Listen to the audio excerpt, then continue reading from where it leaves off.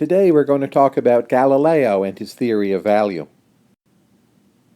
Yes, that's right, the Galileo. Galileo, the famous astronomer. But he also made a contribution to economics, and that was in his book, Dialogue Concerning the Two Chief World Systems, Ptolemaic and Copernican. That was written in 1632. It's mostly a book about astronomy, as you would expect, but within that book there's a very important economic idea.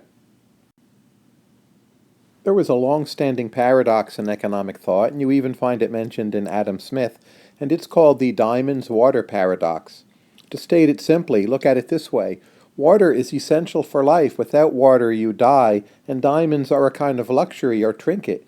Yet water is very cheap and diamonds are very expensive. How can this be? The answer lies in scarcity. Diamonds are usually quite scarce. In most parts of the world there's lots of water. So if there's lots of water, the value of the marginal unit of water may be quite small, and thus its price may be quite low.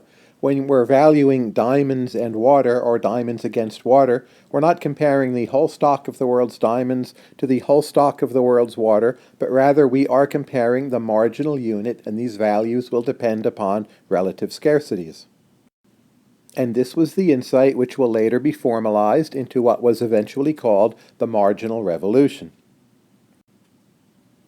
Here's what Galileo wrote on the diamonds-water paradox, and I'm quoting, "People ought to remember that if there were as great a scarcity of soil as of jewels or precious metals, there would not be a prince who would not spend a bushel of diamonds and rubies and a cartload of gold just to have enough earth to plant a jasmine in a little pot, or to sow an orange seed and watch it sprout, grow, and produce its handsome leaves, its fragrant flowers, and fine fruit." In that passage, Galileo is getting at how scarcity determines relative values.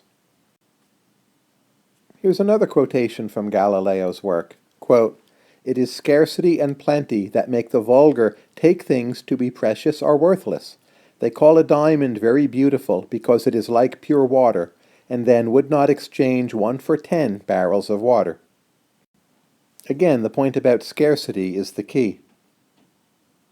These insights weren't quite new with Galileo, but rather they spring out of an earlier medieval tradition.